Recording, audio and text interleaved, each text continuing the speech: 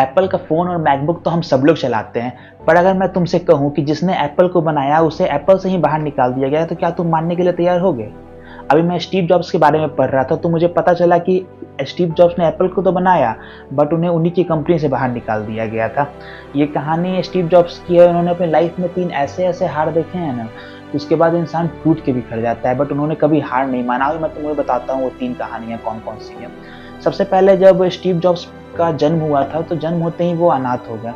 उन्हें फिर किसी ने अडॉप्ट किया, बट जिन्होंने भी उन्हें अडॉप्ट किया था, उनके पास उनके स्कूल के फीस तक भरने के पैसे नहीं थे। उन्होंने गरीबी में अपना जीवन जिया है, फिर भी कभी उन्होंने हार नहीं माना। फिर उन्होंने एप्पल जैसी बड़ी कंपनी खड़ी की और उसी में से उन्हें बाहर निकाल के फेंक दिया गया। सब लोग उनका मजाक बना रहे थे कि अब तो ये इंसान खत्म हो गया, अब अपनी लाइफ में ये कुछ भी नहीं कर पाएगा।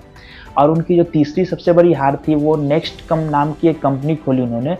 उसमें उनके करोड़ों रुपए डूब चुके थे। फिर भी लोगों ने कहा अब ये कुछ नहीं कर पाएगा, लेकिन स्टीव जॉब्स ने हार नहीं मानी। आपने कंपनी का नाम सुना होगा, पिक्सर। उन्होंने पिक्सर को बनाया और उसके बाद एनिमेशन की दुनिया में अपना एक अलग मुकाम बना लिया।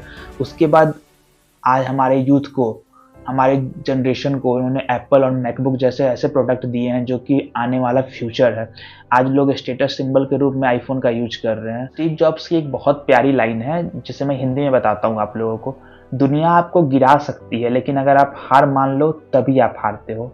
गिरो, सीखो, उठो और फिर खुद को साबित कर दो।